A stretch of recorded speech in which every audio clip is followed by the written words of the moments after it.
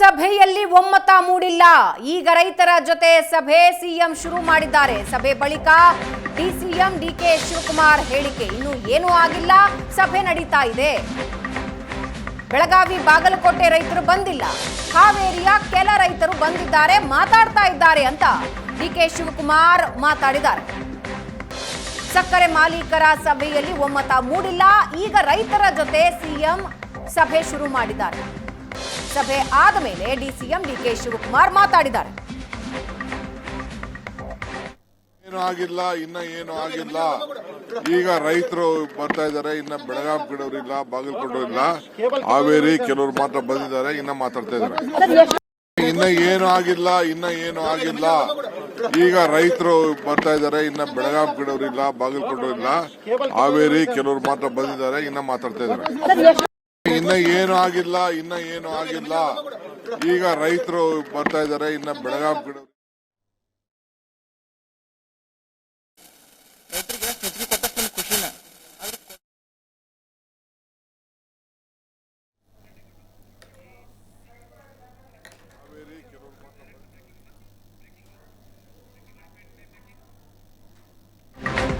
ಬೆಳಗಾವಿಯಲ್ಲಿ ಹಿಂಸಾತ್ಮಕ ಸ್ವರೂಪ ಪಡೆದಿದೆ ರೈತರ ಹೋರಾಟ.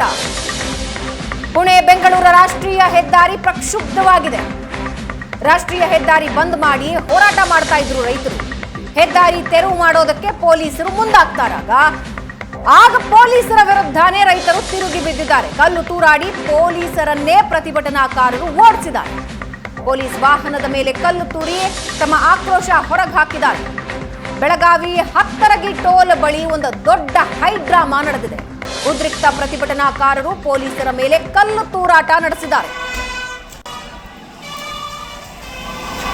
ಹತ್ತರಗಿ ಟೋಲ್ ಹತ್ರದ ದೃಶ್ಯ ನೀವು ನೋಡ್ತಾ ಇದ್ದೀರಾ. ಕಲ್ಲು ತೂರ್ತಾ ಇರೋದನ್ನ ನೋಡ್ತಾ ಇದ್ದೀರಿ.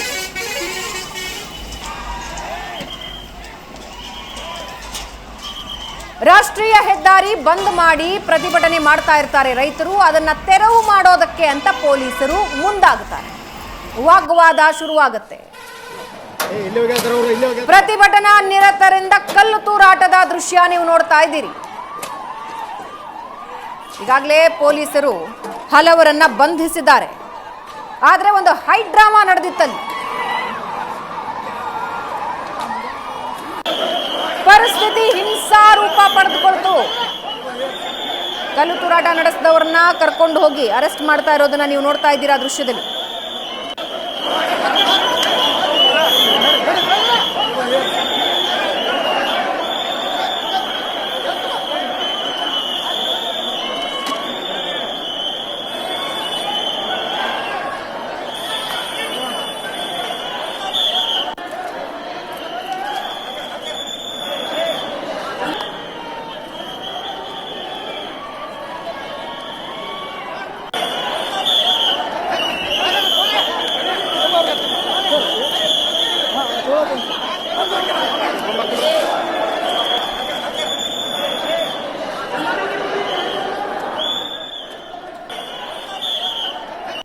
ಒಂದು ಕಡೆ ಸಿಎಂ ನೇತೃತ್ವದ ಒಂದು ಸುತ್ತಿನ ಮಾತುಕತೆ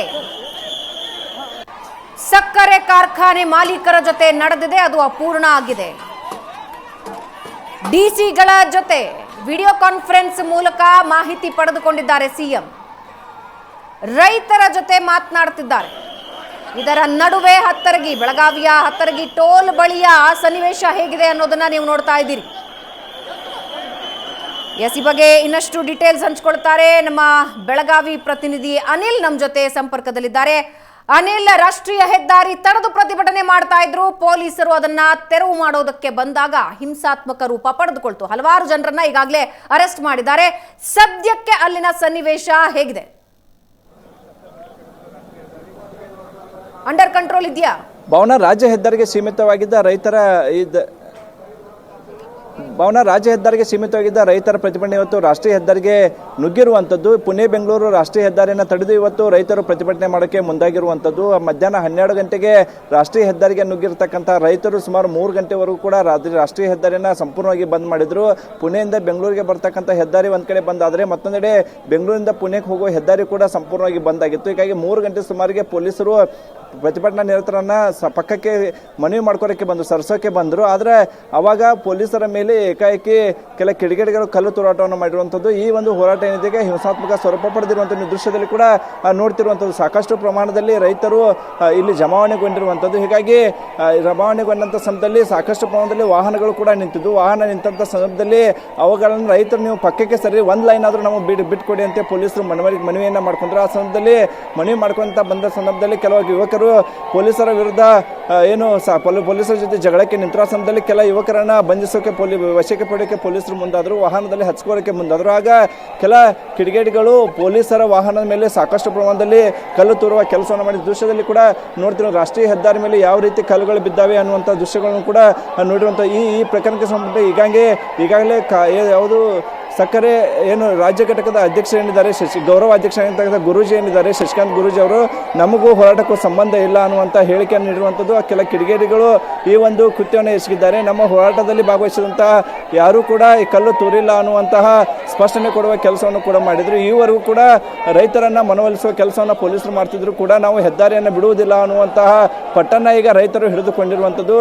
ನಾವು ಕಬ್ಬಿಗೆ 3,500 ರೂಪಾಯಿ ಕೊಡಬೇಕು ಅನ್ನುವಂತಹ ಆಗ್ರಹದ ಮೇರೆಗೆ ಕಬ್ಬಿಗೆ 3,500 ರೂಪಾಯಿ ಕೊಡಬೇಕು ಅನ್ನೋ ಆಗ್ರಹದ ಮೇರೆಗೆ ನಾವು ಕಳೆದ 9 ದಿನಗಳಿಂದ ಧರಣಿಯನ್ನು ಮಾಡ್ತಿದ್ವಿ. ಸರ್ಕಾರ ನಮ್ಮ ಕಡೆ ಗಮನ ಹರಿಸಿಲ್ಲ. ಈ ಕಾರಣಕ್ಕೆ ನಮಗೆ ಈಗ ಇವತ್ತು ಸರ್ಕಾರ ತನ್ನ ನಿರ್ಧಾರ ಹೇಳಬೇಕು ಅಂತೇಳಿ ರೈತರು ಪಟ್ಟು ಹಿಡಿದಂಥ ಸಂದರ್ಭದಲ್ಲಿ ರಾಷ್ಟ್ರೀಯ ಹೆದ್ದಾರಿ ತಡೆಯೋಕ್ಕೆ ಮುಂದಾದರು. ಆವಾಗ ಸರ್ಕಾರದ ಗಮನ ಸೆಳೆಯೋಕೆ ಸರ್ಕಾರಕ್ಕೆ ಬಿಸಿ ಮುಟ್ಟಿಸೋಕ್ಕೆ ಈ ಒಂದು ಕೆಲಸವನ್ನು ಮಾಡಿದ್ರು. ಆವಾಗ 3 ಗಂಟೆಗಳಾಯಿತು, ಸಾಕಿನ್ನ ನಮಗೆ ಒಂದು ಸೈಡ್ ಇರ್ತಕ್ಕಂಥ ರಸ್ತೆಯನ್ನು ಬಿಟ್ಟುಕೊಡಿ, ವಾಹನಗಳನ್ನ ಸಾಗಿಸಬೇಕಿದೆ ಅನ್ನುವಂಥ ಮನವಿಯನ್ನು ಪೊಲೀಸರು ಮಾಡ್ಕೊಂಡ್ರು. ಆ ಸಮಯದಲ್ಲಿ ಪೊಲೀಸರೆಲ್ಲರನ್ನು ಕೂಡ ಇಲ್ಲಿಂದ ಓಡಿಸುವ ಕೆಲಸವನ್ನು ಮಾಡಿದ್ರು. ನೀವು ದೃಶ್ಯದಲ್ಲಿ ಕೂಡ ನೋಡ್ತಿರುವಂಥದ್ದು ಸುಮಾರು ಅರ್ಧ ಕಿಲೋಮೀಟರ್ ದೂರದಲ್ಲಿ ಈಗ ಪೊಲೀಸರು ನಿಂತಿರುವಂಥದ್ದು. ಎಲ್ಲ ಸಾಕಷ್ಟು ಪೊಲೀಸರ ವಾಹನಗಳಿಗೆ ಕಲ್ಲು ತೂರಾಟ ಆಗಿರುವಂಥದ್ದು. ಆದರೆ ಈ ಒಂದು ಏನು ಹೋರಾಟ ನಡೀತೇವೆ, ಹೋರಾಟ ದಿಕ್ಕು ತಪ್ಪಿಸೋಕೆ ಈ ಕಲ್ಲು ತೂರಾಟ ಮಾಡಿದ್ರೆ ಅಥವಾ ರೈತರ ತಾಳ್ಮೆ ಕಟ್ಟೆ ಒಡೆದೇ ಈ ಒಂದು ಹಿಂಸಾತ್ಮಕ ರೂಪ ಈ ಹೋರಾಟ ಪಡಿತಾ ಅನ್ನೋದು ಈಗ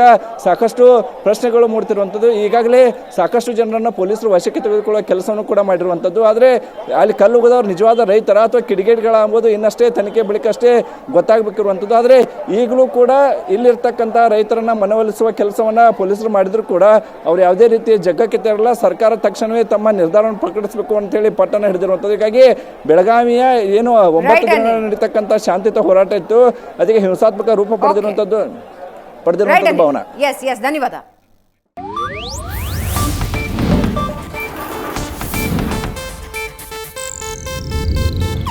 ಇದು ಏಷ್ಯಾನೆಟ್ ನ್ಯೂಸ್ ನೆಟ್ವರ್ಕ್ ಪ್ರಸ್ತುತಿ.